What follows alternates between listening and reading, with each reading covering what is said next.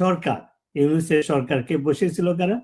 বিদেশি ষড়যন্ত্র করে সেনাবাহিনীর সহযোগিতায় টাকার বিনিময়ে। এটা কোনো গণঅভ্যুত্থান ছিল না, এটা কোনো বিপ্লব ছিল না, এটা ছিল সন্ত্রাসী কর্মকাণ্ড। টাকার বিনিময়ে টোকাইদেরকে হায়ার করা হয়েছিল, সন্ত্রাসীদেরকে হায়ার করা হয়েছিল। বাংলাদেশের তথাকথিত বামপন্থী বুদ্ধিজীবী এরা টাকা খেয়ে এই কাজটা করেছিল।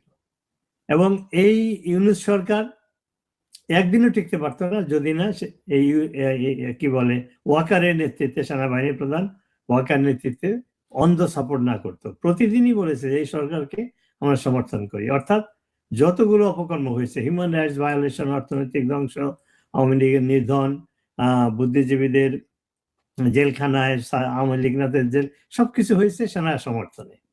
এমনকি সেনাবাহিনীর মুক্তিযুদ্ধের পক্ষের যে সমস্ত অফিসার তারা দায়িত্ব পালন করছে, সরকারি দায়িত্ব, ওদের একটা প্রোটোকল আছে, তাদেরকেও তথাকথিত আইসিটিতে বিচারের ব্যবস্থা করার সুযোগ করে দিয়েছে ওয়াকার।